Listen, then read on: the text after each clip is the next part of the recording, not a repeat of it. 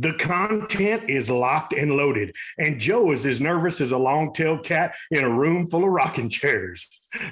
Yeah, buddy, tonight's show is live, so get ready, y'all. Today, we find out which one of our grinders will be hunting with our crew this September. We talk about what it means to cast call for elk, and we'll be answering questions from our live viewing audience tonight, as well as from our ElkBros Mailbox. So, my friends, pull up a chair, adjust your volumes just right, and welcome to Blue Collar Elk Hunting. Welcome to Blue Collar Elk Hunting, brought to you by ElkBros.com, with your host Gilbert Ornelas and elk hunting coach Joe Gilly. You want to hunt elk, and they live to hunt elk. Their goal is to share with you what they have learned grinding it out for over 35 seasons, doing what they love. So come on into camp and set a spell. Welcome to Blue Collar Elk Hunters.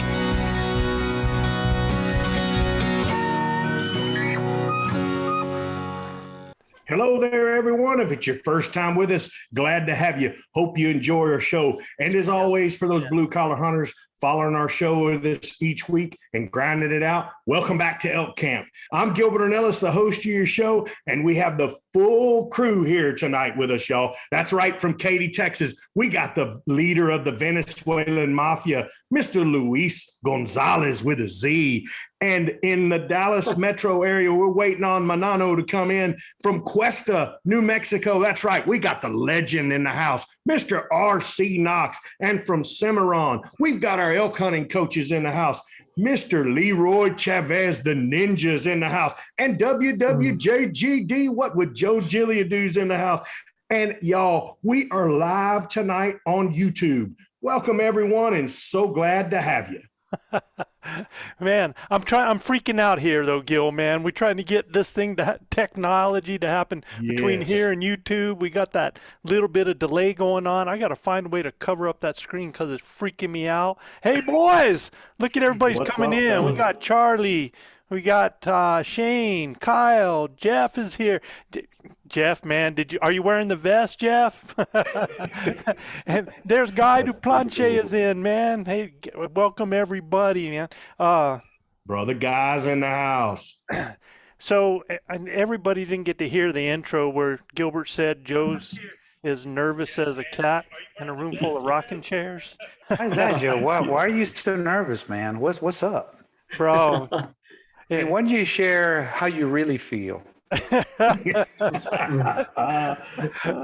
Hey y'all, we never know what's going to come out of this crew. There's no doubt about that. Stick around, it's not over yet. I told Loretta, man, I was like, God dang, I'm so nervous about tonight. She goes, you've never been nervous in front of people. I go, it ain't about me. It's about the crew. We got our northern brother, Mr. Travis O'Shea's in the house tonight. All right. Yeah, how about that, man? My son, Logan Ornelas, says, gonna be a good one tonight, boys. Hang on. Yeah, no need to be nervous. Thanks, Charlie, man. I know Charlie's got our back again, right? So always. That's pretty cool. Here directly, we're going to find out who the winner is of our giveaway. It's going to be one lucky or unlucky winner. It depends how close you're sleeping to these boys' tents. Yeah, for sure. That will be joining us this September, guys, man. Are you guys excited? If you're camping if you're camping next to Manano, you won't be sleeping. He'll be snoring way too hard. Yeah, and that guy can go to sleep in like a record 13 seconds. From time he zips his tent shut to time he lays his head down, 13 seconds, and he is in full roar. Hear me? Roar. We're not sure how many questions we're going to get, so we do have a main topic on cast calling for elk, and hopefully that'll stir up a few questions. In fact, we're going to just make this part one because cast calling really has like 3 parts that can be extensive, and we can dive off as deep into it or as shallow. And I think for y'all's benefit, for our listeners' benefit, we really want to kind of go in depth for this because there's so many times we get all of these certain questions from guys about calling elk. So we're going to kind of get into that. Jonathan, hey, Jonathan's in the house, man. We have one of our Hunt Wars crew in the house here. Oh, man, Jonathan Scott's in the house for sure, man. So we love the live format too. Joe's chicken all the time. Jonathan knows. I guarantee. Man, I don't understand why, dude. He's scared of this crew. We've been asking for this for a long time. Yeah. So the only we're safe. Manano's not here yet. When we do it live, our listeners that hear this in 2 weeks from now, they're not live, and they're like, "What are they talking? What are they doing?" So if you don't know, you can go on YouTube and watch this, man, and you'll be able to catch up to it. All right. Exactly. Have a drink, Luis. Charles, man. Charlie knows what's up. Charlie's got it. Okay, let's pick us a winner, boys. Let's see who this is going to be. So what I'm going to do is I'm going to share my screen. Wait a minute, Joe. Are you going to do this right now? Because I need kind of psychologically prepare for this. This is cool. Everybody needs to understand this is such a freaking cool milestone, man. It really is. This has been a 3-year labor of love together. And listen, everybody that's on this panel with us right here, right down to RC Knox being here, you guys don't really know what's in store for you until Joe gets this done. Because we've talked about this, and it's been kind of a dream and a goal of ours the last 3 years. And by God, y'all better hold on, because this thing's fixing to get real for sure. And we've got 2 of our new ElkBros coaches there in the chat room as well. Guy Duplanche there and Travis O'Shea are on, man. Travis O'Shea, yeah. Yep. Absolutely. Yep. And you guys, look, it's going to be so much fun at our elk camp with our crew there. And then on that second hunt that we have, for those fellas that come into that hunt, they're going to have myself, Gilbert, Guy Duplanche and Travis O'Shea there as ElkBros coaches. I mean, we went into the dugout and got the blue chips there, man. You got world champion elk callers in camp, brother. Yep.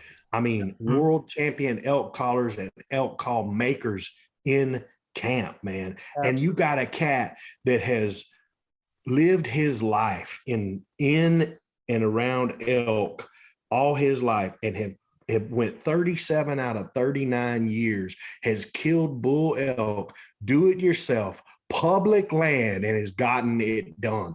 He's been my hunting partner for a very long time now, 13 seasons.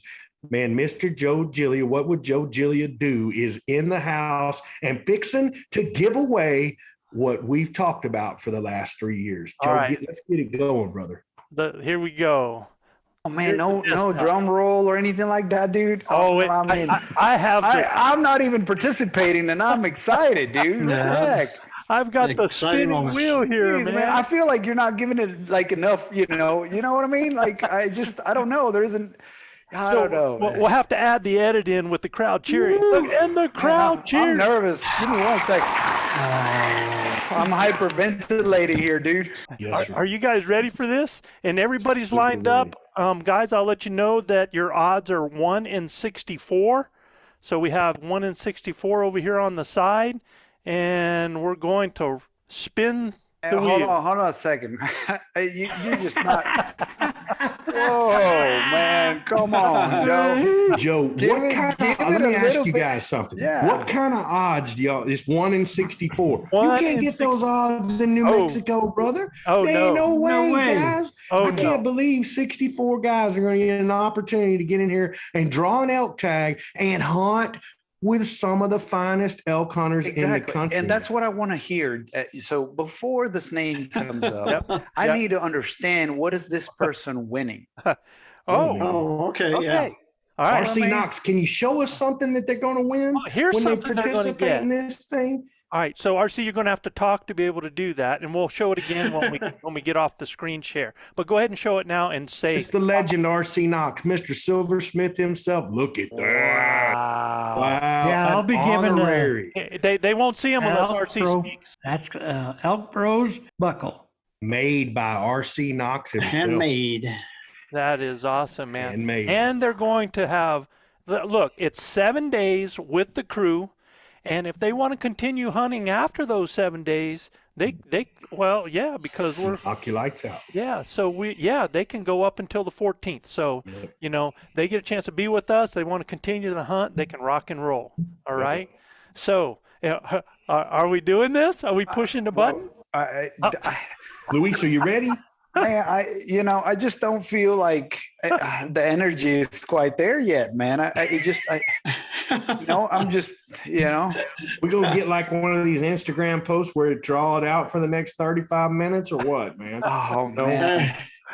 Here we go. So what is the rush? Why are we trying to do this so quickly, dude? I mean, why are we pushing this? I feel like it's being forced upon us. Well, you got to understand, in 2 weeks, not everybody is viewers on YouTube. There's also listeners of the show going, "How long can we drag this out?" Hey, for everyone that participated into this awesome opportunity. Everyone that has supported us, you don't understand how important this is for us. We're opening the doors of our camp, of our very tight and united group, to potentially a stranger to the group to come in Luis wants background checks. He wants background checks, bro. That's where he's going. I do. Yeah, we got a background check. Because this person is going to share with us the 7 hunting days, one of the 7 most important days in our year, the ones that we prepare the entire year for. I mean, this is our sacred ground, sacred circle. This is what we live for year in and year out. And it means a lot to us, So 100%. For us to open up this way, people need to understand that it means a lot, and we're doing it because you all have been the reason why we're sitting here tonight sharing this with everybody, and we're extremely appreciative. We're extremely blessed, and I honestly can't wait to know who this person is going to be, because it's going to be epic. Well said. And so what we're going to do to honor something too, Chav, you've been my brother by my side and hunting with me. This will be our 40th season, man. And I'm going to leave it up to you to tell me to spin. Well, before we start, That's my kind of guy right there. That's why he is the legend. That's like He our is the ninja. ninja. Yeah, I believe the winner can bring along a friend, correct? Yes, they can. Absolutely. So this is for 2 people that are coming to New Mexico to hunt with this group. And hopefully we don't leave you traumatized when it's all said and done. But I think we're ready. Let's spin it. We're ready to go. Look out. Here it comes, fellas. Number 4. Number 4. Cody Kirkpatrick. Cody Kirkpatrick wins the hunt. That is winner right there. Is he on with us? Congrats, Cody. I don't know the Cody Kirkpatrick is on here, man. So we'll announce that on there. Everything's set up for the hunt. We're Just we're there, counting the boys. days now, boys. Counting the days. All right. Wishing bad to Cody.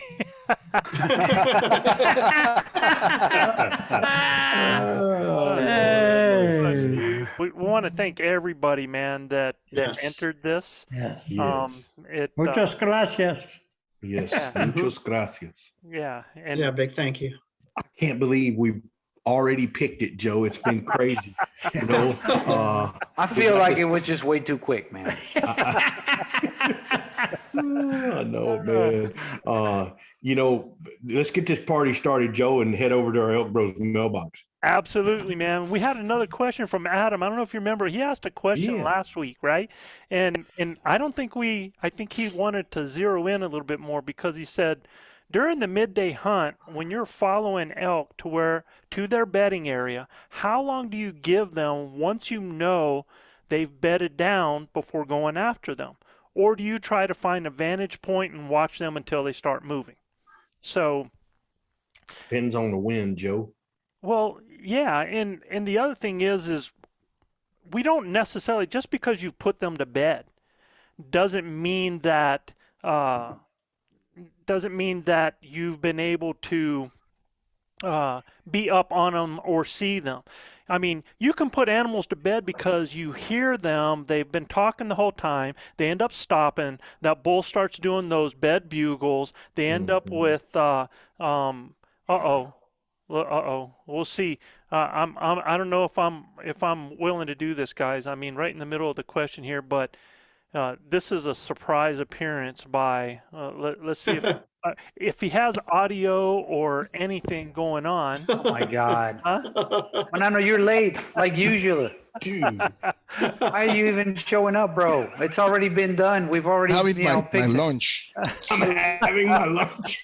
Where you What's at? going Like on, Australia? fellas? Always a Where day you at late in and Australia, bro? day late and $1 short. Always, man. Manano, man. What? Love you, brother. Waiting on Manano. No. Waiting So on nice Manano. to see you Waiting guys. on Manano. Manano. We Waiting got on here the Manano. legend, The legend the RC Knox is in legend the house. RC Knox. Manano, we already went through introductions, dude. Well, I don't care about you. I don't care about you. I need to say hello to my buddies. Hey, Chuff. Hey, What's going on, Chuff? everything's going good. So this is Manano's first appearance, and that's why in fact, we're not sure if it's Manano. This could actually be a No recorded imposters. version of Manano that has practice lines and stuff No, like it's that. not. First time that we've seen Manano and I guess since January, no? Since Yeah. January, right? I think it was the January, last one. February. 5 Things were months, good. bro. 5 months. And I'm Right. surprised you're not having another child by now after 5 months. No, He's but working on it. I have tried though. That's the I have problem. tried. He hasn't because it's been in the house. No, I have tried though. Okay. Manano, I want you to understand one I don't know thing. if I We're should have live, taken brother, it and we there, man. already gave our elk hunt away. We We gave our gave elk it hunt away. away, bro. Cody Kilpatrick won the elk hunt, and Charlie Newberry is back up, bro. Wow. So it's all done. Congratulations to those guys. Dreams achieved. Guys are going to be in camp. Listen, Wow. Manano will be in camp. He'll have the 5-star Right. food ready to rock and roll. You boys are going to be entertained and full bellies. I promise you that for sure. The only So, thing he's good That's for. a fact. Yeah. Well, and we said Kirkpatrick had to stay with the person that showed up last on the podcast. So So bunking with you, Manano. he's in your tent, Manano. Okay. Manano, you even have the CEO of Wapiti River Calls at Wapiti River Outdoors, Travis O'Shea, saying, "Waiting on Manano." That's a privilege. That is a privilege. That's a Right. privilege. Right. Hey, so Yeah. Manano, we were on the mailbox, right, bro? And what I'm gonna do, I'm gonna give the question so that you know what it is. And we started to talk about it. The question was from Adam Visser out of Calgary, Canada, and he said during the midday hunt, when you're following elk to their bedding area, how long do you give them once you know they've bedded down before going after them, or do you try to find a vantage point and watch them until they start moving? And what I was saying to everybody is that just because you've put them to bed doesn't mean you have eyes on them. Most of the time, you're going to know they've gone to bed. You're most likely in the area. You've got to be where the wind's right. Your thermals are most likely right at the time, or they wouldn't be bedding there. So basically, you are off of their bedding area. So to answer your question, what we're trying to do at that point in time, so it says, how long do you give them once you know they bedded down? I'm there until that bull gets up again, right? So I want to stay where thermals, and the thermals are going to change, start going up, and I want to be on the downwind thermal side, and most likely as it gets to that 10, 11, 12 o'clock and gets warm, those thermals, especially if I'm on the same level as they are going to start going up. And I want to be on the same level or as much as possible as that animal. And now because they are in their bed and they're going to be there for hours. Now that bull might get up. That bull, in fact, I'm going to tell you how to get him up here in a second. Yeah, buddy. That bull might get up, and if he does, he's going to give a little bit. He might talk a little bit. He might get up and just scent check. He might go for a drink. He might start eating, because this guy's been working so much when he's with those cows, right? So we're off, and we're going to try to be on that same level, and we now get to pick the playing ground or where we're going to set up. And I give that enough time, and I can either wait on him, or after a certain amount of time, I can create my own opportunity. I can start. Yeah, go ahead, man. So how do you manage? Because, I mean, we're talking patience here. We're talking kind of playing the time right? Right. And yeah, you're at the same level.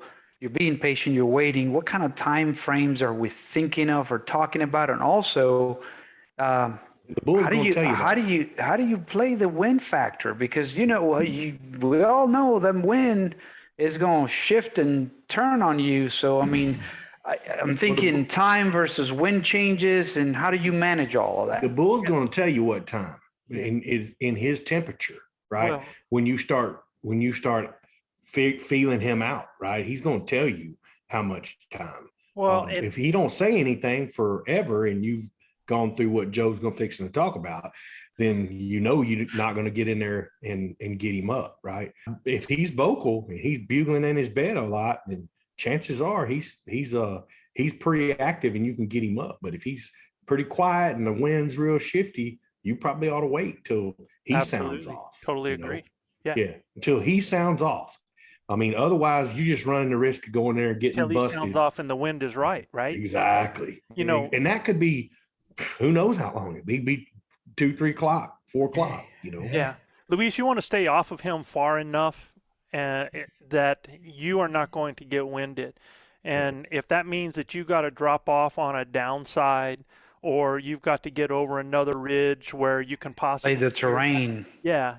And just depending on what that wind's doing, because if you don't want to blow them out until the wind settles down and you know where they're at because they're in bed, man, you can go up over a ridge where you don't have to worry about necessarily your scent going to it. But the good thing is, as it gets warmer during the day, everything's going to go up like this. It's not necessarily going uphill, especially if you're on the same level, right? The only thing you have to worry about then is a strong wind on that. Right. If there's no wind, it's just going to kind of go up and you're copacetic like that, right? Mm-hmm. And it's just like Gil said, man, that time kind of depends. Now, if I go in and I know that they're in their bed, if I can go ahead and get up, close to that bull, 150 yards, that's close enough, right? And I start doing some, creating a breeding sequence, just introduce some cows and then introduce some bull sounds and just do my scenario over there and see if he doesn't. Now, he's either going to do one or two things. He's either going to sound off as he's getting up, or he's going to get up and walk over there just to check out what that other bull looks like, right? So there's a way for me to create that opportunity. Especially if he's got cows. Oh, well, that's most likely why he's better. If he didn't have cows, I wouldn't be chasing him to a destination. I most likely would have been able to turn that guy and bring him in, right? Right. So would playing as a younger bull be kind of the way to go in that situation to try to get him up and come things checked out? No, I wouldn't even worry about, because the sounds that I'm doing are going to be low sounds, right? And we're not calling to him. Yeah. We're not going to call to him. I'm going to start making a tree. I mean like a young bull trying to call on his cows. Well, and I won't be really bugling. I'm going to use those low sounds like huffs. I'm going to use raking. Pants. I'm going to use some whine, some groans, like maybe that. Maybe even some glunking. So, yeah. And the raking of the tree is really going to do that. I want to sound like I am tending my cows over there, like I have my cow. And I can let it down and bring it back up. Let it down, bring it back up, and really look for that guy. If I have a partner, we're even better, but I get to choose the setup. So but your partner has to be good at calling. So meaning like if you're with Manano, you can't do that, right? I'll let Manano kill it. I'll call it. Yeah, exactly. I got it. Well, if I'm not mistaken, the last bull that you missed, it was because I stopped for him. He just missed it, and I stopped the bull without any diaphragm because I know how to cow call. I'm so glad I recorded it. I'm so glad I recorded it. I recorded it too. I am so glad I recorded it. No, you didn't. You didn't. That's the only thing you have to do, and you didn't. I did actually. I got on my GoPro. I got your miss We miss you so perfectly much, recorded. Nano. So whoever is going, and what was Mr. Kirkpatrick's first name? Cody. Cody, right? Cody. Cody, I want you to hear this, bro, because you're going to be hunting with these guys, right? And you're going to get the full experience because this is it, man. It's awesome. They're going to find they'll argue about water. Yeah. Yes. Oh, we The you know, temperature. if The it's if there temperature isn't of the if there water. isn't Temperature, anything to yeah. argue about, we'll find it. If it's wet or not. Right. Water's Yeah. wet or not, they argue. Yeah, right. The only thing is, after a while, it gets boring because I'm always right. That's what you thought. Going back to that bull that's bedded, Yes. you had asked a question, Luis. You were like, I hope you understand now that we're not necessarily screaming. I can let out a bugle, but if I do a bugle, it's really going to be something where I'm going to do more of a little short display for my cows. I'm not doing a challenge or anything like that. And then if that guy sounds off over there, and here's the big one, y'all. This is the big one where most people mess up. Like when you're doing a tending sequence or you're doing breeding sequences with an animal, you'll get a bull finally that will come in and he'll sound off. And what he's doing is he's not sounding off to you as the bull, he's sounding off to your cows. He wants to sound off and say, hey, I'm over here, come to me, right? And the big mistake most people do is immediately they change their tactic from ignoring that bull and doing your own thing to immediately going and engaging him. And it's not the time yet. Not until he gets in your bubble, just like a regular bull would do. So you want to continue. Now, if you're going to do a bugle after he does, it's going to be your own display bugle at your cows again. And it sounds like you're answering him, but you're not. It's the same thing that happens to people when a bull's going on destination. A lot of times we get a bull to respond, and we think that bull's responding to us.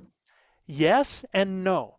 He is responding because we bugled, but he's not responding to us. He's telling his cows, whoa, ladies. Yeah. Nobody go nowhere.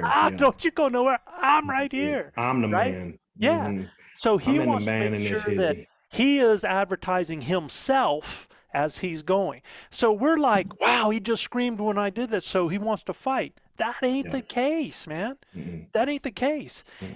He is, and those cows are continually moving, and he's going to engage, he's going to stop, he's going to bugle, and then he's going to run up, man. And you're like, God dang, they're running away.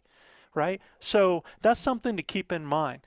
And then once you end up with that critter coming in to where he does start to get into your bubble, Right. then you want to do something about it. Okay. Yeah. Yeah, man, for sure. As soon as he engages you, and one of the things he'll probably do is if he chuckles at you, then he's talking to you. He's talking to you then, especially if he's hearing that lost cow or whatever, and he chuckles he's trying to call you to him, right? So then you can decide on what you want to do with him or not, right? And the best thing is try to ignore him and get him to come to you.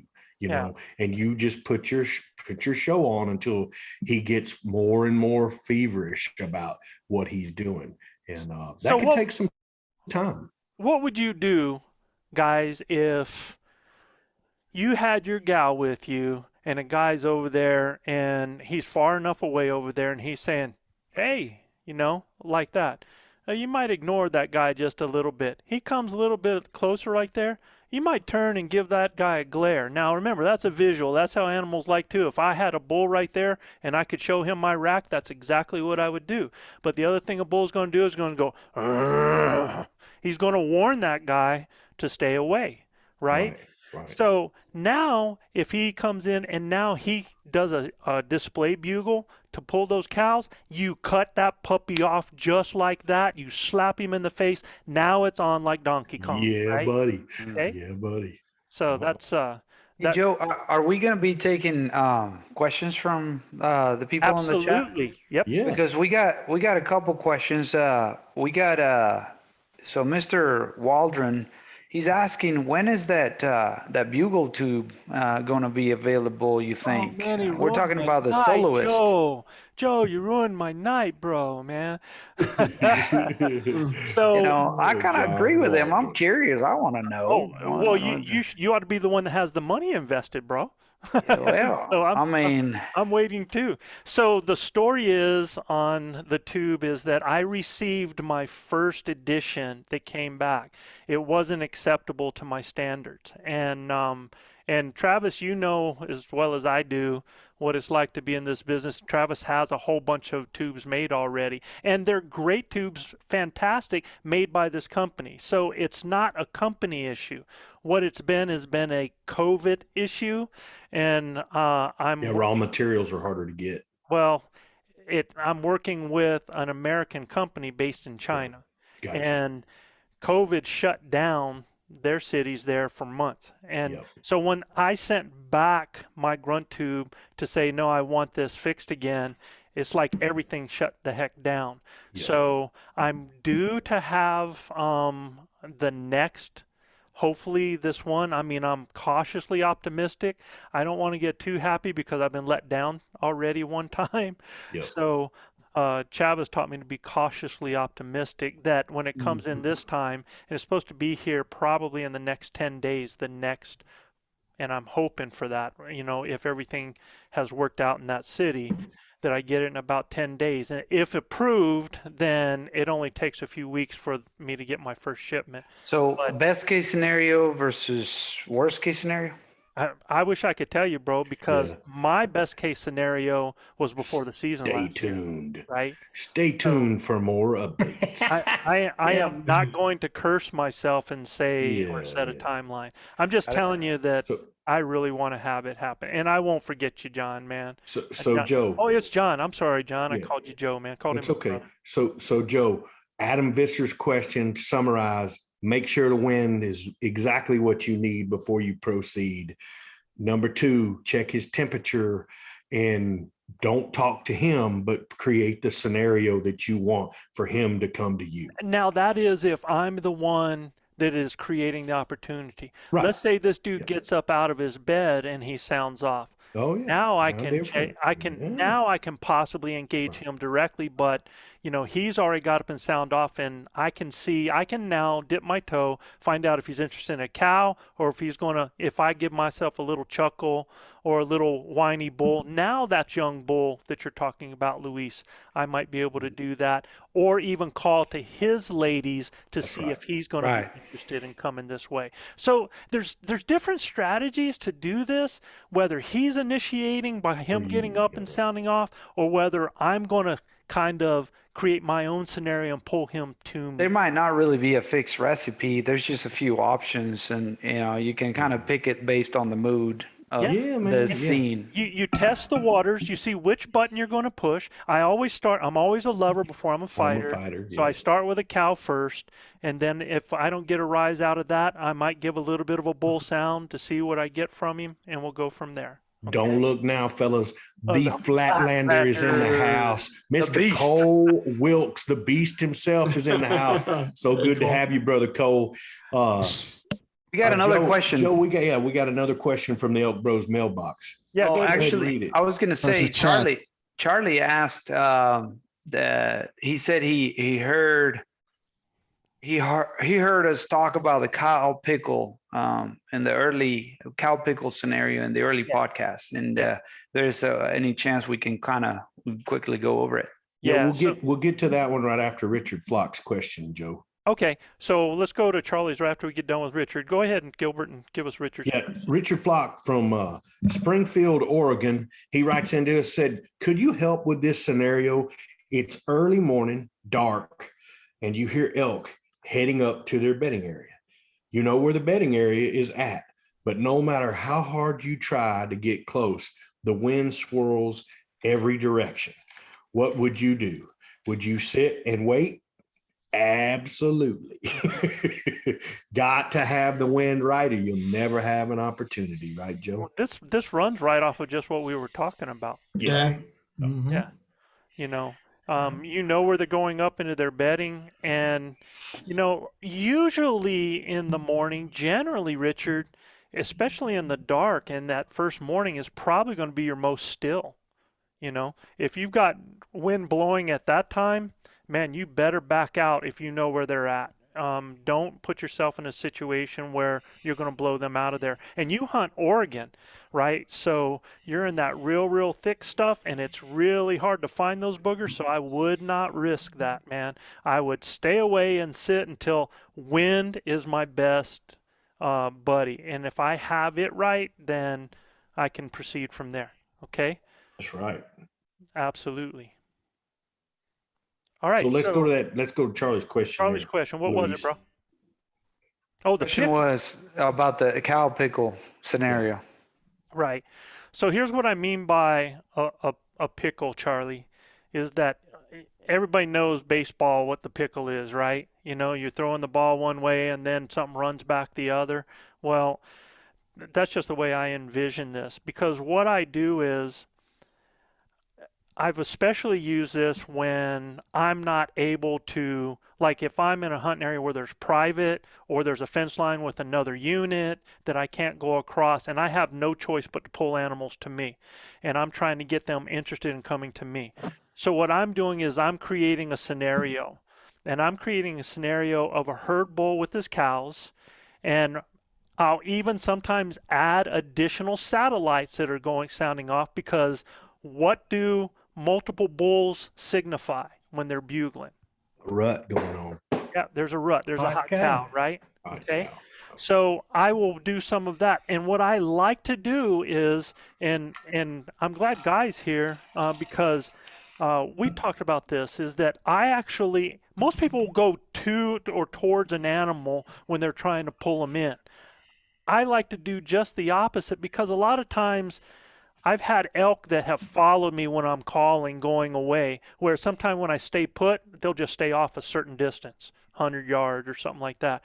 So what I like to do is to sound like a moving herd, and with cows in that herd as I'm moving, and then what I'll do is I'll come back, and I'll come back from where I was between me and that bull, and I'll start throwing out lost cow calf sounds. Right? So basically I moved off and I came back and I gave that lost calf cow sound, like they're trying to catch up to the herd and now become low-hanging fruit for that bull. That's the whole idea of it. Does that make sense? Yep. Absolutely. You know, anybody have a question off of that? Because in my mind, I know exactly what I'm doing. So yeah, no, it's like you just said, it's the pickle effect in baseball, where you running something down, you moving in this direction, making it sound like this, moving it back the other direction, making it sound like that. You know, if you guys want to know what podcast it was, we talked about that with Paul Midday too on our couple podcasts ago. So that was an incredible podcast. Actually, that podcast hasn't come out yet, bro. Well, oh, gotcha. Okay, it'll be out. It'll be out by the time this one comes out. Yeah, right? yeah. So hopefully you guys have heard that. If you haven't, man, y'all get after it, because that Paul Midday edition is flat amazing as far as calling and stuff. Hey, so we're getting a lot of messages from Cole over there, the Flatlander, man. He's in the house, dude. Yeah, absolutely. So good to have him, man. The beast, and he's been working in this heat, Joe. And this Texas heat's brutal already. It's 95 to 99 degrees already, man. It's super brutal. You know, there's an answer to that. There's no doubt, but he has to work in it so he can take all of September and October off. We hate that. But at the end of the day, we love him, because that's a working, our dream in life. Oh man, I tell you what, man, if you're out there in the Burnett area and you need somebody to get something done, that is the man to call right there. All right. Definitely. Okay. Well, Joe, let's get this party started and head over. You know what time it is? It's time for our ElkBros shout outs. If you're new to our show, this is just a shout out to a few cities with our most listeners topping our charts this week, Joe. Chav, you're up first, bro. Okay. Known as the turkey capital of the world, this week's top listening city received its name when two early settlers and rivals flipped a coin, with the winner naming the town after himself. Known as a motorcycle-friendly town and destination, it is the home of Nighthawk Custom, an American firearm company that manufactures custom firearms and tactical knives for competition, shooters, military, law enforcement, and self-defense. And this is in Berryville, Arkansas. Berryville, Arkansas. Yeah. Awesome. I have never heard of Berryville, Arkansas. And let me tell you what, man, they cranked out the listens. And that was so cool to have that come up like that. And can you imagine, though, that your city got a name from two guys flipping a coin? Yeah. Two guys flipping a coin. That's crazy, man. Manano, Luis, maybe that's how y'all ought to settle your arguments, man. We'll just... No, I would never do that with Luis. You lose. You lose. No. They would be like, no, dude, I said heads. No, bro, you said. Oh, you didn't say heads. Yeah, you said tails. All right, Luis. This town in Arizona is known as the home to copper, cattle, and cotton. The largest employers in the area include the Freeport McMoran copper and gold companies, which make up the largest new mining operation in North America. Safford, Arizona. That's Freeport McMoran, baby. Oh, really? Yes, sir. McMoran. Freeport McMoran. Yep. Good Freeport company. McMoran. Oh, you know that, huh? All right. Yeah, they're an operator too in the oil and gas sector. Cool. Yep. I didn't know about that company. Safford, Arizona. Safford, Arizona. Moving on, Gilbert. Absolutely. Guys, the next top listening city is located just across the Potomac River from Washington, D.C. in Northeast Virginia. It's most famous for the Arlington National Cemetery and was established as the American military cemetery in the Civil War. The cemetery sits on the grounds of the Confederate General Robert E. Lee's home in the Arlington House. Veterans from all of America's wars were buried here. It's also the home to the Tomb of the Unknowns and the Iwo Jima Memorial and the Pentagon in Arlington, Virginia. Arlington, Virginia. Yes, sir. Was there Guys, this that's hallowed past Thanksgiving? That's hallowed ground, brother. Hallowed ground. Absolutely. Yes, sir. man. Yes, sir. You can't Impressive go there. place. You can't go there and not be moved. You know what I Oh mean? my gosh, I got chills just talking about it right now. Yeah. Thank you so much to our servicemen and women out there, where some gave all and some gave some and most gave all of their lives for us to be where Took we're my at. daughters there this past Thanksgiving. Yeah. It was so cool because it wasn't it their idea to go there? They wanted to. Yeah. They wanted to go see the Capitol, and they were born here in the U.S. and so I want to foster that patriotism on them. For sure. Coming from mom's side. It's gotta be. Gotta be from the outside. I don't know who the dad is, but I mean, them kids came out with a I good don't heart, know. man. Oh, before Mom, I don't know who his dad's kids are either. He's been Yeah, I don't care. That's what I mean. That's That's why- why the check, huh? I That's believe why on no the more dad. babies have come, because he's been in the house the whole time. Well, I don't know who's the dad, but I'm the one paying bills. That's all that matters. yeah, somebody got it good, right? Right. So before we go on to Chav doing the next one here, you guys listening, man, why don't you start giving us a little shout out, telling us where everybody's from, so everybody that's on there can see where you're from. So I think that'd be Absolutely. pretty cool. Give a little shout out to where your location is. All right, go ahead, Chav. Okay, this city is the home of Eastern Kentucky University and founded by Revolutionary War Colonel John Miller. This city is home to Fort Boonesboro, the second largest Civil War battlefield. Among the many famous residents in the area were two of the most known frontiersmen of all time. And that's Kit Carson and Daniel Boone. And this is in Richmond, Kentucky. Richmond, Kentucky. Richmond, Kentucky. Which reminds me, y'all. Our brothers from the deep south have showed up. Well, there's no way I can say Kentucky without thinking about the Kentucky Derby I watched the other day. Oh my gosh! Oh my amazing God. Christ, horse. Bro, Talk about a heart what do you of a call champion. the rider? Jokey or Jockey? jockey? Jockey. Hey, No the jockey jockey. was Venezuelan. He Yeah. was Venezuelan. Yes. For You sure. didn't know that? But Yeah. and he didn't even It's know he was a amazing them jockey. All Venezuelans this can time he stay thought on he a was a horse. jokey. See, I need to send that jokey a pass to be a Venezuelan mafia leader for one day. Awesome, bro. That's awesome, man. Yes, you should. You should. Oh, Especially when he knows you called him a jokey. Jokey. I'm laughing with you, bro. I thought No that was doubt. awesome. Look, and I know I said something funny. I don't know what I said, but that's all good as long Have as you're all another laughing. drink, son. Have a drink on me. Yeah. There's a jockey in Venezuela right now going, what? Yeah,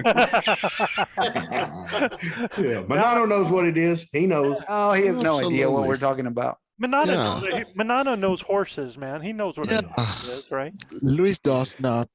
Oh my God, here we go. Yeah, buddy. But hey, what about that race, man? Get this, the horse was not even supposed to be in the race. He was an alternate. Alternate, 80 Yes. to 1. 80 to 1, man. Unbelievable. Yes, he was the second one from the bottom up. Yeah. Yeah. $1,000 bet brought saw- you 80 grand. You saw when he finished, dude, he had dirt. I mean, he was Mud, covered in dirt mud. all over him. Covered. Yeah. I mean, this guy, this was a mutter that came from the back, man. Absolutely. Hey, we got David Pullman, and he apologizes in advance from Ventura, California. Oh, you don't have to apologize, bro. You He don't. does. Yeah, he does. You have John Waldron, Carbon. County, Wyoming. Yeah. You got Mr. Kyle Schaefer, Georgetown, Texas. And Drew God's Sawyer. Hello, Drew, from Birmingham, Alabama. So, and then we have Roland Smith from Nashville, Tennessee. Yes, sir. And we our got brother- Travis O'Shea, our brother Travis, Travis, Grand Yeah. Prairie, Alberta, Canada. Can't wait to see that country. Yep, we'll be seeing that. Oh yeah. That's gonna happen.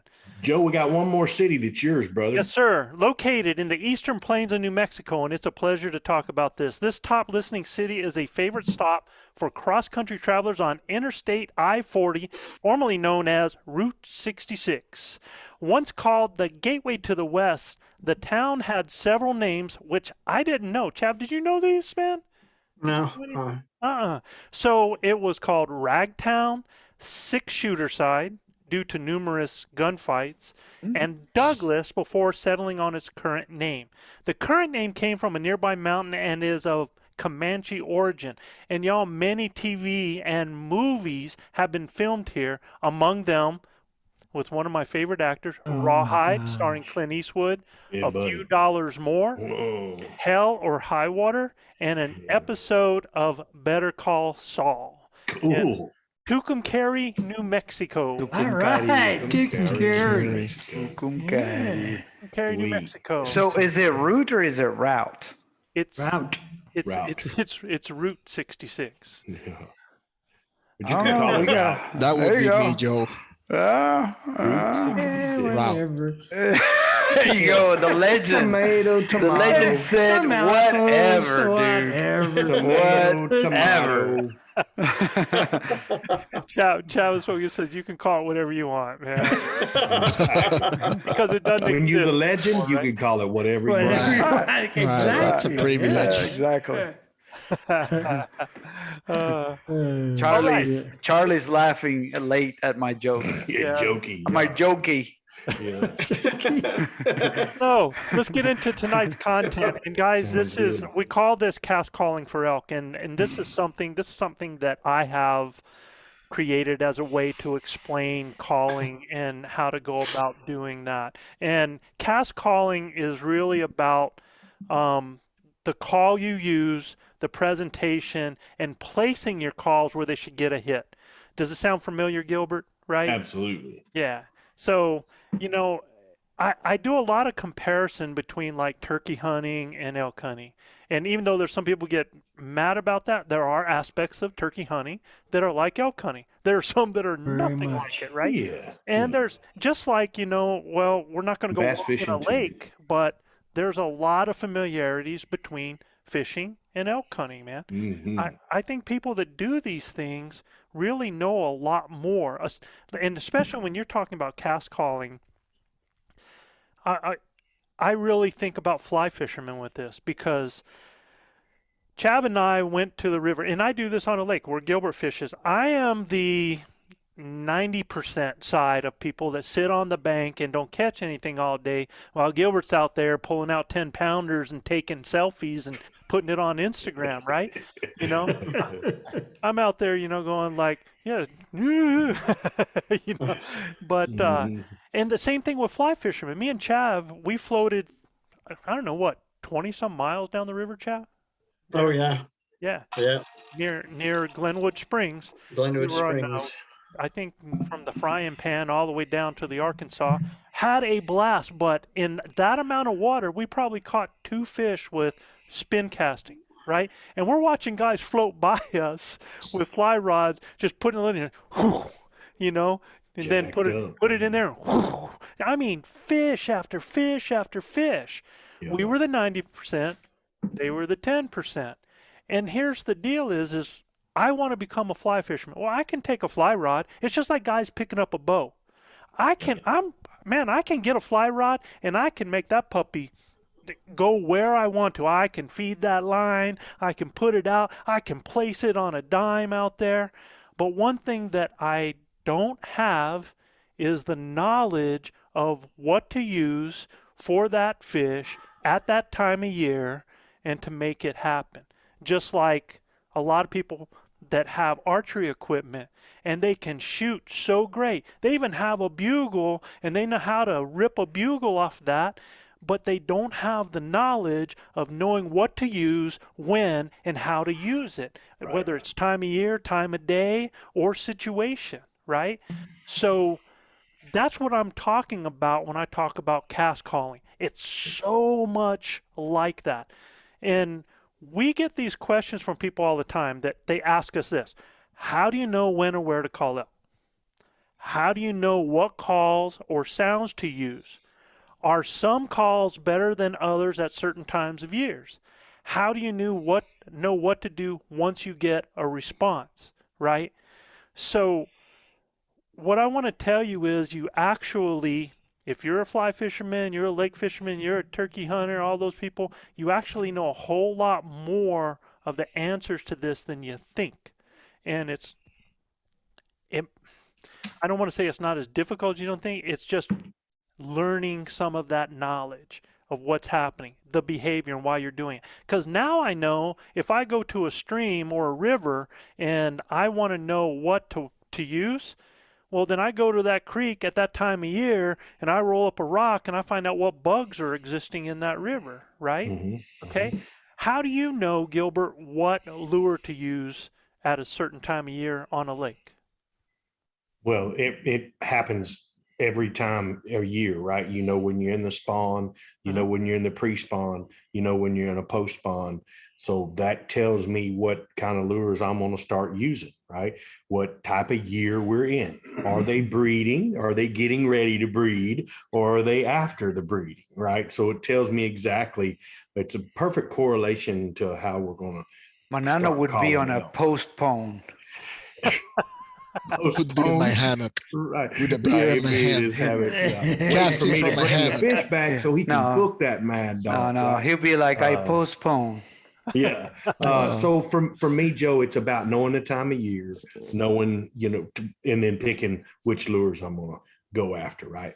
Right. Water clarity, water temperature, those kinds of things. So all of that stuff factors into how I'm going to start approaching a fish. Right. Same thing. Now, but let me ask you a question though, bro. You take any of those times a year. Yep. Does what you're using and how you're fishing change from morning to afternoon? 100%. Yeah. There you go. Right? Yeah. Has to. Your water temperature is going to warm up. The fish are going to get active more early as the sunlight hits. You'll have a shad spawn where they really going to get in there early as soon as the sun comes up. When that sun makes a little crack, the shad will sink. they won't be on the surface. So they'll sink. Your topwater baits won't be as efficient as they were early. So then you're going to go down to something that's a little bit more under the surface that you're working, right? But it's the same school that you're after, right? Just have to learn how to work the animal a little bit different at the time of the day and at the time of the year, right?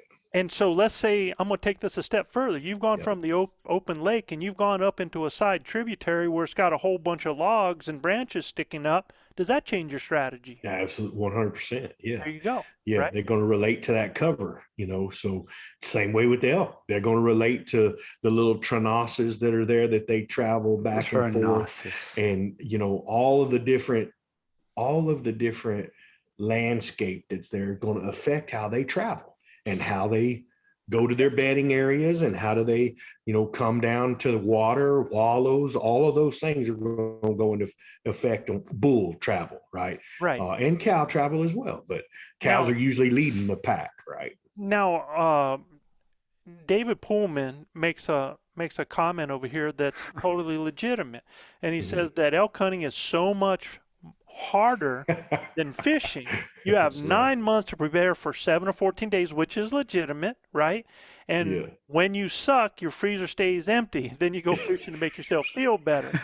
But you can use live bait when you fish, David. You use live bait, that's cheating. Yeah. But the whole point of this, though, David, is not the point that one's easier than the other. The point I'm trying to make across is that the type of calls that you use, what I'm trying to do is actually give you fishing in a sense to help you understand how using those calls change how and what and where and when you're going to do things. And once you start to understand that, because I tell you what, if for that 11 months that you're talking about preparing, had you, not you necessarily, I'm not talking to you necessarily, just had people worked on knowing and understanding the elk knowledge, understanding their behaviors at the different times, understand what and how they're communicating and best way to respond to that, then it sure opens up a lot more. And you start to recognize, just like in fishing, I know, Gilbert, I can do it. I can go to a lake, I can go to a creek, and I can look at it and figure, that looks like a bass right there. I mean, that's where an area they're going to be. So because I understand elk behavior. So what happens is through my 11 months, I have the opportunity to listen to stuff like this, to go out and learn, to go to different places to learn to do that. You can go to our academy. You can go to Corey Jacobson's Elk 101. You can go to the Elk Collective on there. You can go to Chris Rose out there. You can get the Elk Nuts app out there as well. And I mean, Paul Medell gives all kinds of information on behavior. And go to Mark Livesey's academy on learning how to e-scout, because you're going to get a lot of information there. Go to an elk shape camp. Go listen to Dan. It's not about just us. It's about you and you learning. So that's the point I'm trying to make, is that what you have between this 6 inches between your ears is more critical than being able to whip that fly rod and make it land on a dime. For sure. Yeah. The knowledge that you have, that you possess, absolutely is the most important part. It's why you got to invest in yourself. And I'm preaching to the choir because that's why people are listening to this right now, right? So kudos to you guys that are listening to this stuff. But we're not the only ones out there. And I'm telling you, there's great podcasts out there. Go listen to Guy Duplantier. Go listen to Jim Huntsman out there. Yes. Go listen to Backcountry Rookies. In fact, I think even if you go to, I'm trying to remember Elk Nuts. I'm trying to remember his Got Game, I think. Yes. They have their own podcast where Paul does some stuff on there. Shoot, go on Instagram. Paul puts stuff on there all the time. Tons of it, man. His videos are epic. He is an educator, and Definitely. that's why we get along so well. Huge the man is an coach. educator at heart, and I really appreciate that in him, right? So let's move on a little bit on this, because I just want to tell you, cast calling pretty much answers all those questions. And think about like some of these, like if you wanted to know like when or where or how far to go, and you are somebody that does that fishing and then you do that casting, start just putting that in the back of your mind while we're going to this, okay? Now, I'm telling you we're going to break this into parts because there's no way we're going to get through all this. It just gets too deep, all right? And I don't want to cut through it fast because there's 3 areas, right? There's 3 areas that really in cast calling that you want to focus on. You want to use the best bait or the call for the time of day, season, or situation. You want to understand presentation, the how and why you call, and you want to understand placement, where and when you call. So we're going to actually start out with the bait right now. What call or sounds to use, right? And I'm going to actually start with the one thing that most people don't talk about. And Bruno? what's that? Bruno? Bruno? Yeah. No. You don't have young kids, man. This is a joke for people with young kids. Yeah. Bro, There's a Disney movie, a very famous song. It says we don't talk about Bruno.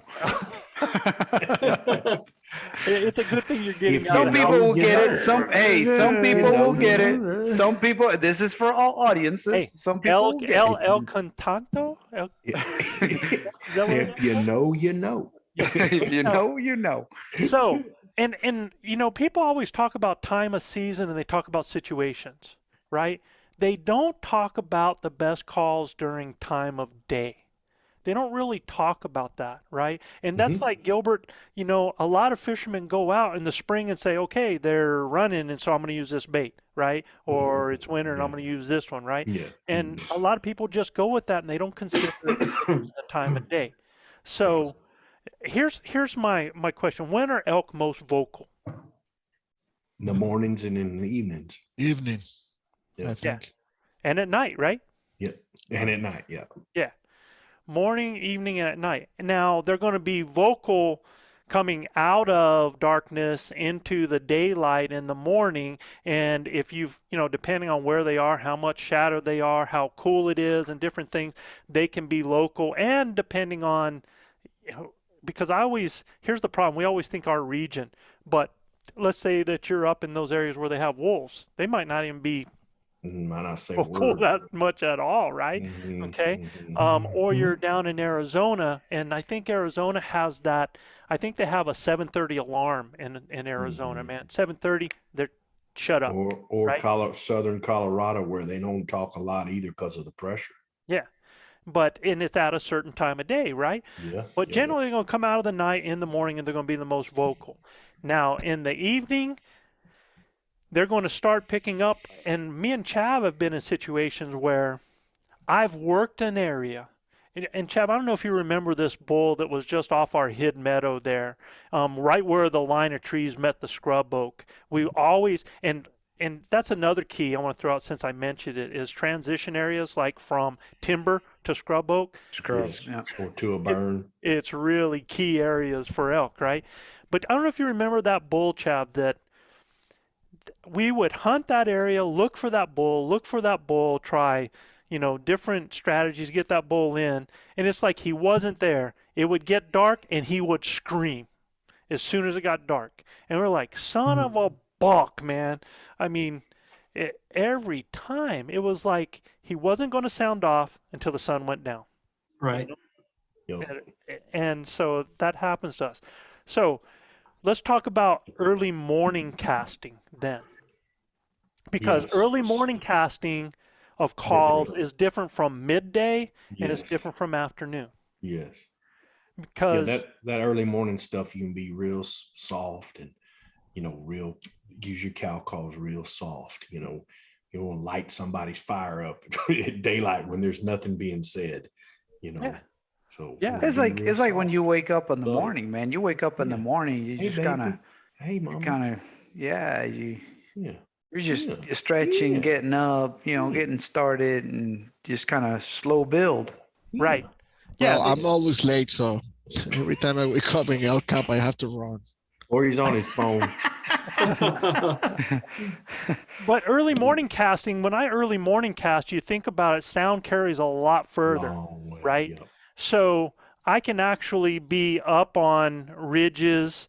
I can be at higher elevation. I can bounce my sound off of canyon walls. I can bounce it inside of a canyon. I can call over a bowl, and my casting is real effective at that time because my sound is going to carry a long, long ways, right? And you can use your bugle tube, Joe, too, with those softer cow calls and project it further as well. Absolutely. I've been with Joe many, many days where, it's just a yeah. And then he grabs his bugle tube and I mean, dude, and then Tyrannosaurus Rex lights up, right? I mean, here we go. It's like kick the tires and light the fires, boys. Here we go. It's so cool to have that happen, but you're right, Joe. You want to start off. And that moment you realize you wish you would have stretched at camp. Yeah.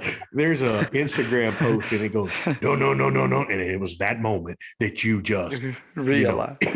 You realize. You messed up. Yeah, you messed up because Joe is going to outrun all of us. Oh, yeah. Oh, man, Armando, the bow hitch, y'all, is in the house. Our brother is here, too, man. Yeah, Armando. So many of our guys are there, man. I was worried this year I'd be late going with Joe. He's so funny, dude. If you guys, man, go jump on the Bow Hitches site, man. I tell you what, it is the best thing since sliced bread. That's all I'm going to say. Can't wait to use mine this year, brother. Absolutely, man. He got the joke of Bruno, man. See, I told you. So did Drew's Air, man. I'm with you, man. He has it. Flatlander says, man, 3:30 in the morning comes quick. Yeah, I know, no doubt. Yeah. We're going to go out night bugling for 3 hours before we got to get on them. Yeah. So, but the thing that you have to realize is in the morning casting changes from midday because midday you're in the trees. Yes. Now your calling isn't carrying as far. Mm-hmm. So, and it's a different kind of calling now because now you're reaching out. Yeah, man. In the midday, you've now, or myself, what I like is in midday, I like to be on those elk trails, on those knuckles, in those areas that are those upper benches, and I love being on those elk trails at that time. And you're going to hear us talking about it when we start talking about presentation and talking about placing, but I do something called chumming. Yep. If you want to talk about fishing, I'm chumming, man, because as I'm moving along, constantly I'm like, trolling. Yeah.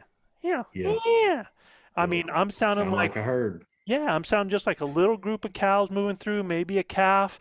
And because I hate to walk and not take the opportunity that's possibly an animal there, right? If you just go, well, I'm not hearing anything, and you walk a half mile, you might have walked by another elk that you could have got something to already speak up about, right?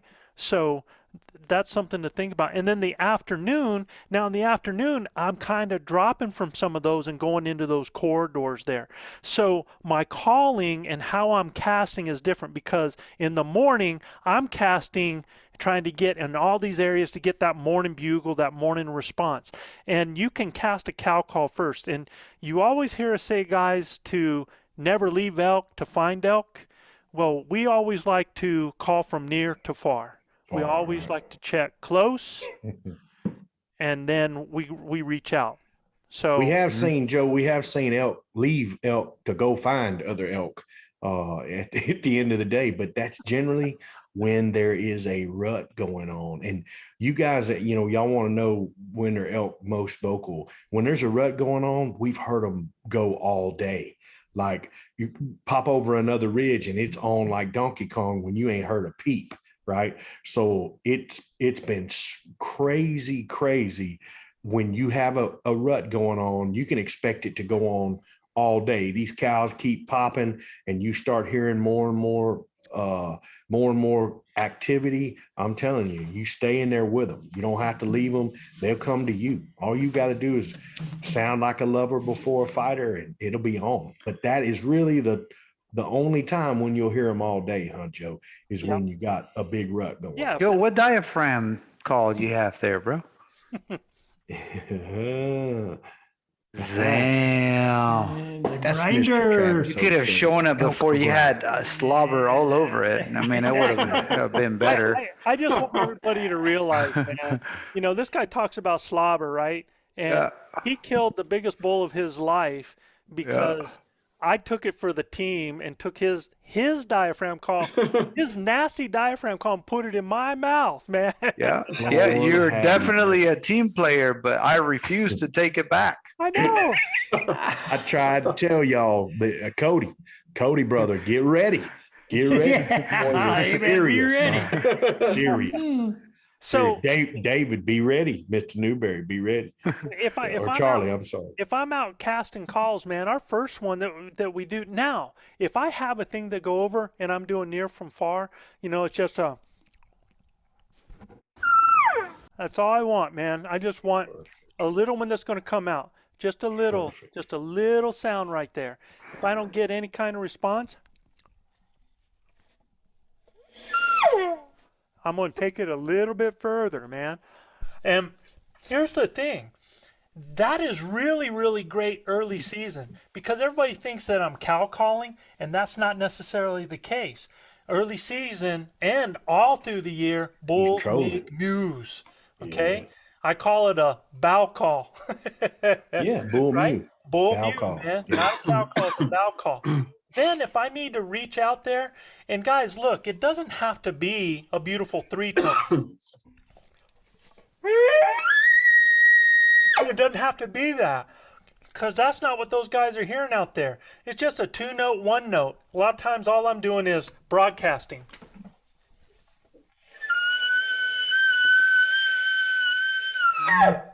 That's all I'm doing. And I'll do it from north all the way to south, man. I'll just take that noise and take it out as I'm going there. Okay? Hey, Joe, is Loretta home? No, she's not home, man. Okay, I can tell. But generally, she hears all this going on. Sure. You got me all fired up, Joe. I was looking for my bugle tube and my calls, but my wife has come unwound. I'm telling you, she's in-house. Look, there's no way you can go into producing your own calls and not be making noises in the house, man. She's gonna build you a shed in the back, a he shed, not a she shed. Yeah, you didn't break this in for me, Travis. You nasty. He did. You just don't know it. Oh yeah. Exactly.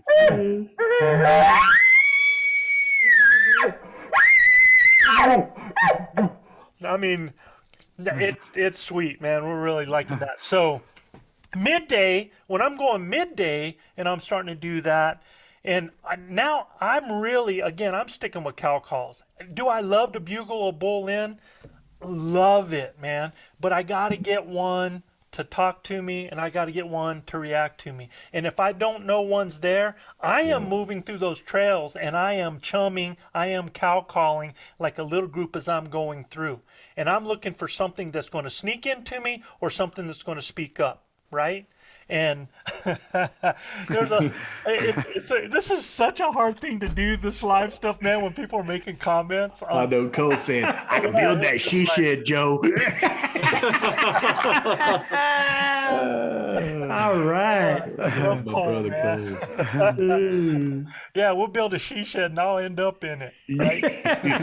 It'll be nice if Cole Wilkes builds it, buddy. Yeah, for the listeners there, for everybody that's listening to this after we've done the live, we've got everybody chatting on the side right here, and Cole Wilkes, after I just talked about the call, and said that he could make a she shed for me so that she wouldn't have to worry, man. And let me tell you what, the boy could build one, man, in no time. Man. Yeah, absolutely. Some of the best. You boys in Texas, if y'all need some help around that God's country there just north of Austin, y'all give Cole Wilkes a call. So the other thing is that I want to tell you is early morning is probably when I am the most active in my distance, and midday, that pace slows way down as I'm moving through those trails and I'm chumming.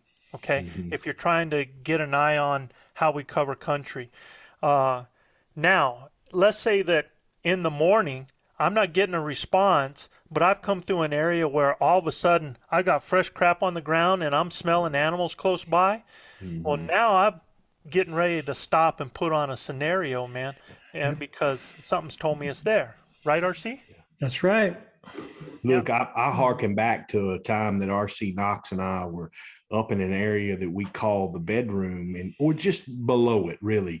And we hadn't heard a peep all morning, like nothing. And we know that elk are in the area. RC was so aggravated and so mad. He just gets on his hyper call, man, and he goes, you know what? Heck with it. He rips off a nasty bugle, and then he goes to whining on that hyper call. I'm talking like ultra. I mean, he's just whining on that thing. He goes, we got nothing to lose. We ain't heard anything all morning.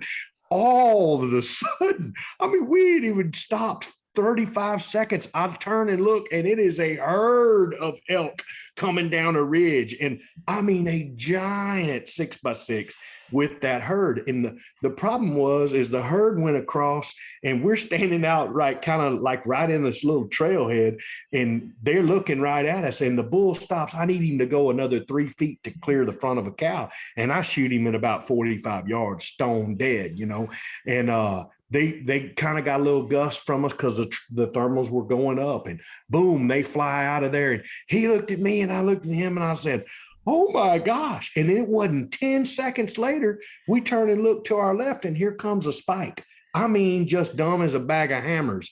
Here he comes running up in there, and he stops at 17 yards broadside. And I drew my bow, and I'm telling you, you could have let all the air out of RC Knox. He's like, this fella is fixing to kill a bull right here in this horrible spot, but he's got him at 17 yards. And I had it at full draw, RC over my left shoulder. I looked at him and I winked and I went, nah. And I let down, and I thought RC Knox was going to choke me out on that mountain right there. I mean, we had worked so hard that morning, but what I'm trying to get at, guys, is you never know. You got to make sounds. You got to work hard. And you know that elk are vocal creatures, right? They're going to hear you even if they're shut up, and they will come and find you. As long as you keep being persistent and keep moving, you got a shot, you know? And Joe's right, man. As long as you're chumming and you're doing the right things, and RC was, we kind of threw caution to the wind, and he just went off with that cow call. And that set the whole herd coming down the mountain to it. Grinders tuning in, thank you for listening to the Blue Collar Elk Hunting Podcast. Our goal is to share our knowledge and help you flatten that learning curve so that you too can have some of the very same incredible experiences that have given all of us here at ElkBros a lifetime of memories. If you like what you hear or see, you can get all of this information plus so much more from our Base Camp Elk Hunting Training Camp, the first in a series of online courses from our Blue Collar Elk Academy. Our Base Camp Training Camp allows me to use my coaching style and share almost 40 years of elk hunting experiences successfully hunting elk on public lands, as well as over 20 years guiding hunters of all ages and experience levels.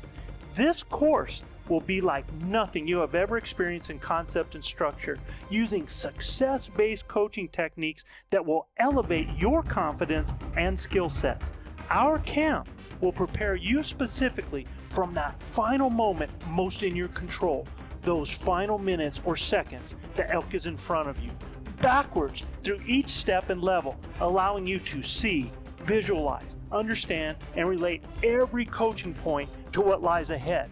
The next step, the next thought process, the next success. Because y'all, you've already been there. You know what it looks like. By tapping my 30 years of teaching and coaching experience, our camps are developed considering multiple learning modes with text, visuals, audio, as well as video. And Base Camp will benefit those new to elk hunting all the way to the 10 to 15 year vet.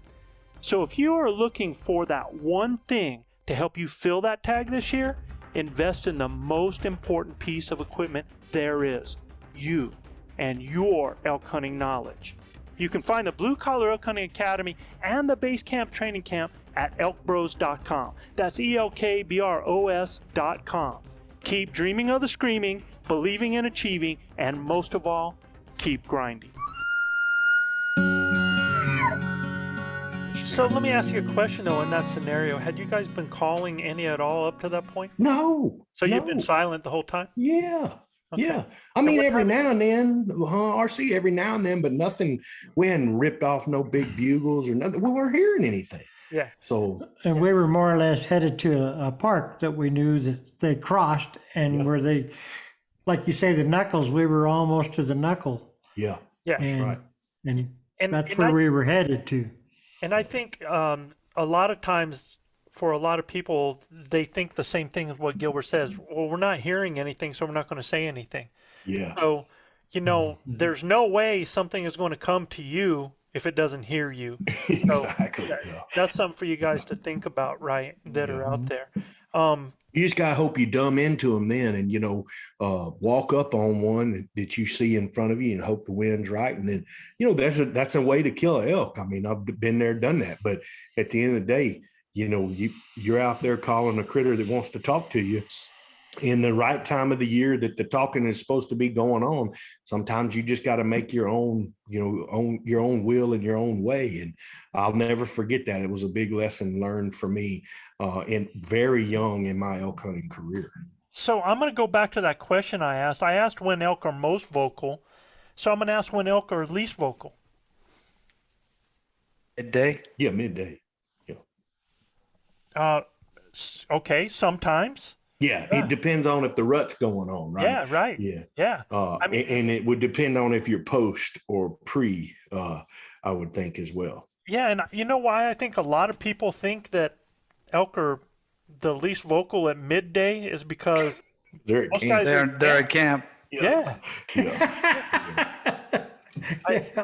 I've honestly I was guiding a guy, and he looked at his watch and he said, well, I guess it's time to go back to camp. And I said, why? He says, it's 10 o'clock. I'm like, what do you mean it's 10 o'clock? Well, the elk bed down at 10 o'clock. That cat told you that? Yeah. You talked to him? You called him today or what? I mean, I'm like, look, dude, I've been doing this for a little while. And I ain't seen a watch on an elk yet. No. I haven't seen one. No, they kind of Forrest Gump of the forest. When they tired, they lay down. When they hungry, they eat. When they thirsty, they drink. Yeah. That's exactly right. And what was so funny about that was it wasn't 15 minutes later, because I sat down and said, no, bud, that ain't, these guys can go off at any time. I gave out a cow call, and the bull bugles, and all of a sudden you start hearing all these cow calls go off, not 300 yards from us. And I looked at him and I was like, dang it, man, those guys they're not following the rules. Yeah. They didn't get the memo. Yeah. They didn't get the idea on that, right? So, but they're going to be the least vocal during the day, and a lot of times we don't hear them because the trees, the wind, the terrain, where they bed, different things is going to make it harder to hear their calls. So a lot of times it's not always that they are not being vocal, it's that we're not there where that tree in the forest is falling, right? Yeah, that's right. But they're definitely going to be much more vocal when they're going. There's going to be certain times of day and certain things when they get up to move at different times. But that midday can be a great time out there. Yes. So the pace that I was talking about before, the pace that I want to talk about was morning, kind of moving a little bit more. What are some things, Manano? Because I walked behind you this year, and when you're going, there are certain things that cause you to start putting on the brakes in a certain area. What are those things? Sounds, Joe. I don't have the ability to walk and cow call at the same time. So I have to live in the woods pretty well. Altitude. Altitude will make you slow down. Hell yes. Altitude and degree of difficulty. Well, what is it that you guys see, or what happens that makes you think I need to stop here and listen, look, or smell? What types of things?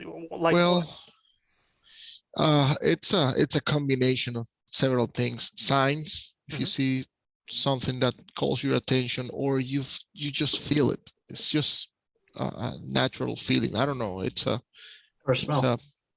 Yeah, and smell. Well, I got a big nose, so Yes, so that's the one thing that we have in common there. And Chav, what about you, man? What type of Well, if you're walking along and you smell something, it's obvious something's either been there or something's in the area, right?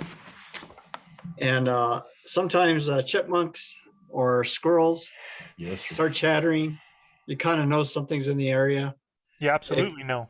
They might be chirping at you, but there could be an elk in the area too, or a lot of elk. Yeah, generally, if you can't see that squirrel, he's generally at something else. If he can see you, then yeah, I mean, he could be he could be ratting you out. But most of the time, they're ratting on their other but it could be a deer, it could be a bear, it could be an elk, right? It's just something in the area. Now, and if you're moving along and you hear them start lighting up behind you, you can tell how they kind of let something go through before they start chattering at it, right?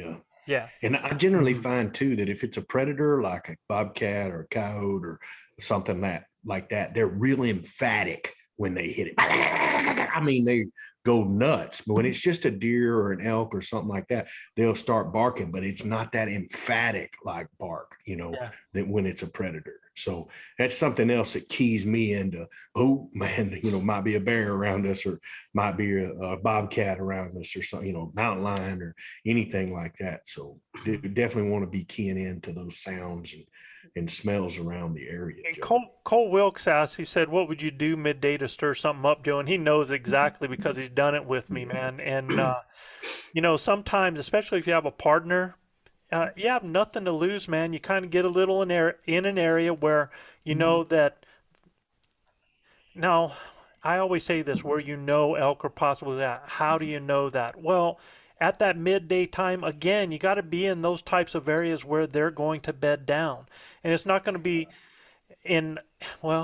depending, like in Arizona, can they just bed down under some of the junipers or something like that? Absolutely. In our mountainous country or in our mesas, they're going to kind of pick some areas up on the side. They're going to find some areas that are dark, that are that are cool. They're going to find timber. It could be north areas. It could be just a choked area in there. And you can tell. So we actually, Cole and myself and Rob were traveling through, and we found an area that was a natural funnel all the way down from the top and kind of dropped down, went wide, and kept feeding down the hillside. Was really, really thick, had a lot of benches down on the bottom. And we were just like, this is a great place because that funnel created a megaphone for being able to put on a show. And so we sat down in different areas and we started playing parts, man. And we started putting on a scenario, putting on a show, just starting out just with a little bit of cow calls, introducing a bull, and then we started to get worked up a little bit, just like two bulls in two areas. Me and Cole, it's so funny, man, when you're two guys doing that and the other guy starts getting all raspy and nasty at you, man, you're like, well, screw you, man. You start getting nasty and I mean, just like a doggone bull was. I was smacking him in the face. He was coming back. I mean, and when Cole starts ripping out a tree, I don't know what he picks up. I don't know if he finds telephone poles or what. But he's using bear paws hands he's got. It sounds like the whole. Glad that boy's never become a proctologist. Like I said, you never know what you're gonna get with us, man. So, yeah, we hadn't done a scenario for 5 minutes, and all of a sudden we caught the side of an elk coming through up the hill. And this spike, we have it on video. This spike walks, I don't know, behind Rob about 10 feet. Comes out broadside. But you're not able to take a spike in Colorado, so it wasn't a legal bull for us. But it wasn't 5 minutes that we pulled that bull, sucked him up out of that area that looked elky, man. And that's some of the things that you can do. Especially, you're tired or you're getting downtrodden. Enjoy it. Have some fun. Sit down and get you something to eat. That's one of my favorite things to do is sit down and get me some granola or peanut butter and bacon sandwich. I mean, whatever we got that we can munch on and relax and think about things that are going on, and you can always keep doing, keep sounding off the whole 9 yards. I can remember one time we weren't far from where that place with RC and I was at. We all took a nap in hammocks, and I got up and I cow called 3 times, and a bull came in within 65 or 70 yards from us, and it had been silent all day, but that bull snuck in there on us and got below us and never said a word, Joe. Yep. And that was right when we were everybody was asleep. I'm like, Brendan was with me, and he was like, I can't believe this. We're not ready. I'm like, yeah, well, when, my dumb self decided to blow a cow call and didn't have anybody ready, so we learned something there. It was crazy how it happened midday like that for us. But I'll tell you that you learn lessons from things that happen to you, right? And Chav and I would always stay out all day long, and man, you get tired, and there's a time of the day, just like that Forrest Gump thing, that when we're tired, we lay down and sleep. And I found this area that just happened to be kind of like on the top of a ridge, but it was heavily treed. And I proceeded to curl up down on the ground, had my bow, right off to the side.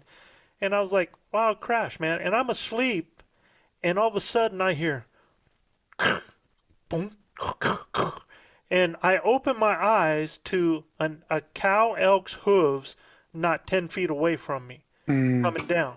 And I watched this cow and a calf and 2 other cows walk right by me, had no clue I was there. And I'm like, well, that's cool, man. At midday. And they're moving at midday, right? Because either other people have been going back to camp, or something happened to get them up and move them, or they got up by themselves. Nano and I almost got ridden over a herd while we were on our hammocks this past September. We were snoring. That's why we couldn't do anything. Well, so it was like, I don't know. It was probably the biggest group. Using the facilities. It was probably the biggest group of elk we'd seen together, honestly, in that mountain. Because, I mean, we didn't see big groups, but that was what, like 8 of them, Manano? Yeah, 8, 9 of them? 7. Yeah.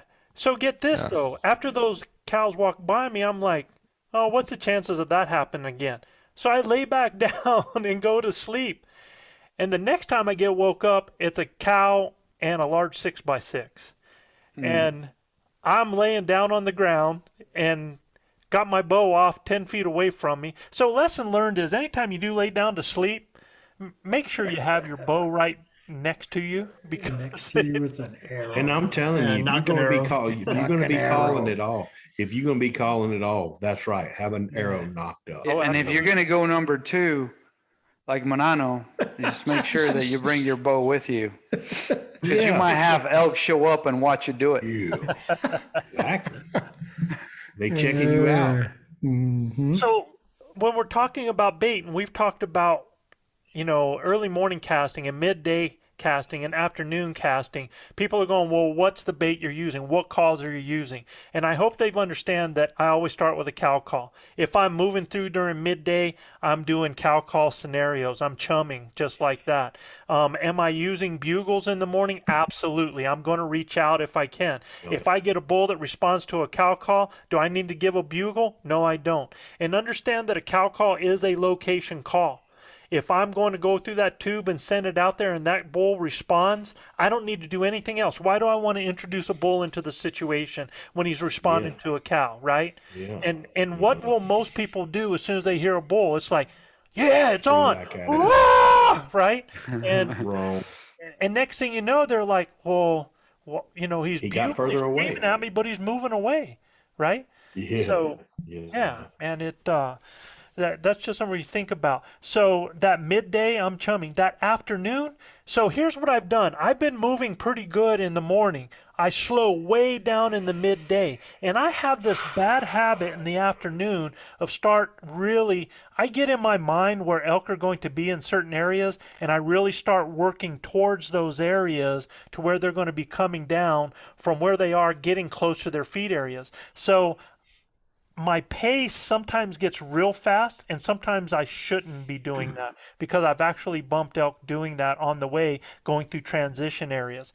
And what I mean by transition is those areas between feed and bed.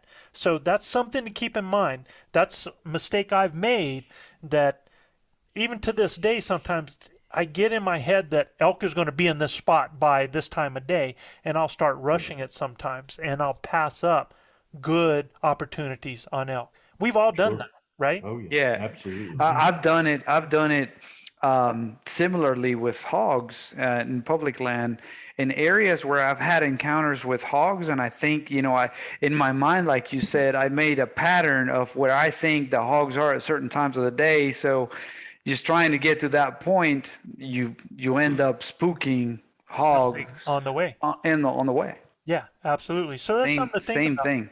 And so the calling changes too. So in the morning from the cow calls and the occasional bugles and stuff to where I'm kind of just doing the cow calls unless a situation comes up, to where in the afternoon, again, now I'm going from cow calls to letting out a few bugles like a bull going to a destination.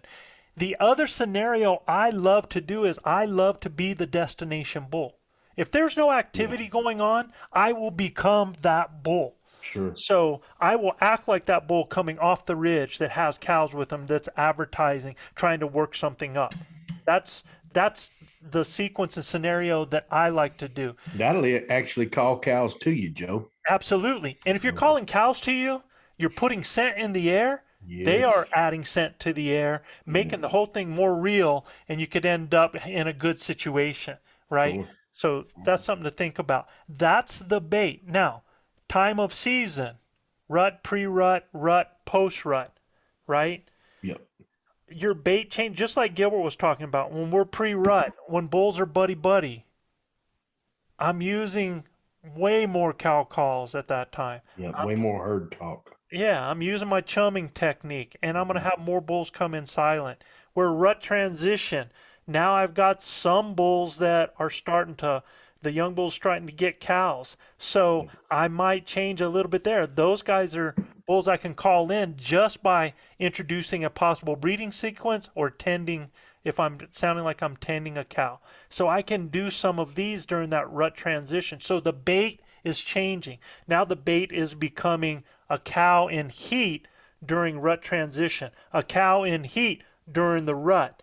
During the post-rut, I just want to because those bulls then, I just want to get them to sound off.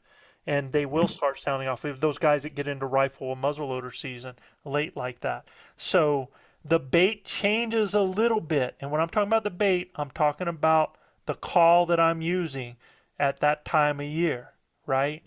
That's right. Once I get into the rut transition in the rut, I can, because how bulls are acting and engaging, if they're becoming territorial, if whether or not they're being wanting to be with the herd, whether or not they want to breed, whether or not they're trying to protect what they have, all of those things give me an idea of what bait I can use. Yep. Okay, that's just in those situations are going to change. It's going to be time of day, time of season, and situation. All right. 12 to 4 is money because they get up and mill around. Easy time to slay a bull. Absolutely, John. Yeah. And John, let me tell you something, bro. If these people haven't watched on Hunt Wars, I just got to tell you, buddy, you were the best caller on the show, and you came so far. And what, man, I was so impressed with you. I just, from Did a coach fantastic to you, job. man, I was proud of you. I mean, I was proud of everybody, but hands down, man, I got to see all these guys in their calling that they were doing from the beginning to the end. And Joe had a lot of good qualities of call, but man, he brought some things really from one level to another one throughout the time that I got to see him. So it was extremely impressive, man. Awesome. So I think what we're going to do is I think we're going to put this to bed now for today, and we're going to come back to it. I'm not sure if it'll be on our next podcast, but we're going to go into presentation and placement on the next parts of this as far as cast calling goes. All right? I love that. Yeah, it looks like some fantastic information, Joe. Guys, if you like what we're doing, please subscribe, rate, and review us. You got to go to Apple Podcast or iTunes to review us, and you can check out more elk hunting content at ElkBros.com. And just a reminder, if any of our listeners would like their questions answered on our show, just send your questions to info, that's INFO, at ElkBros.com.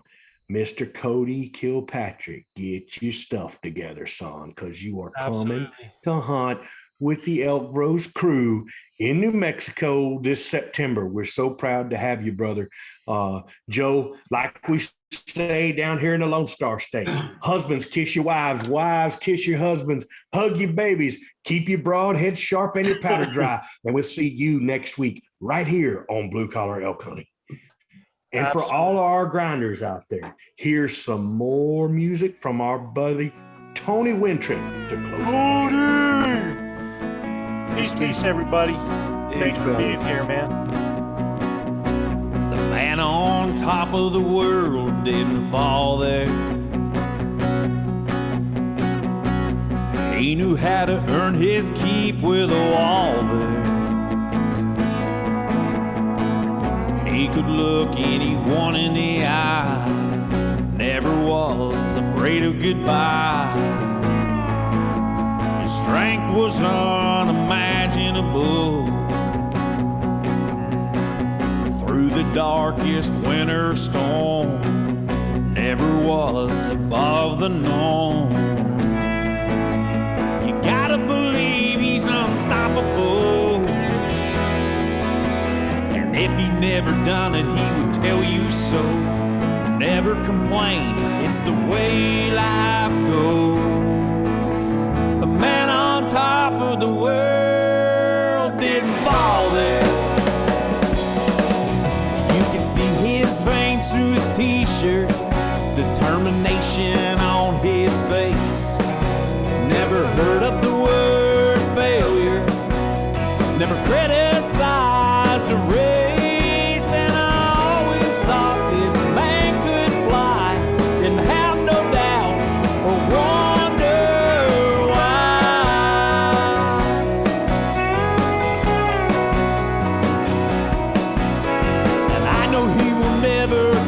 And burn.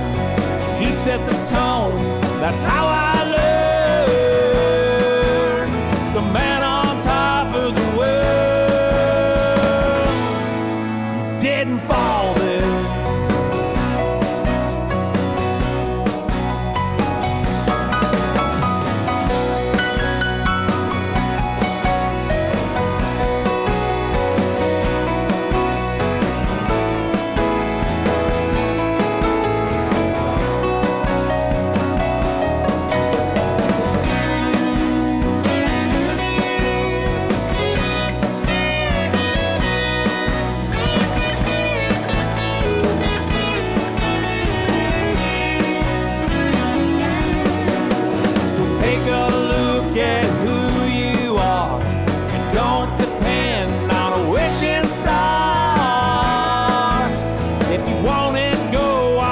Get your son.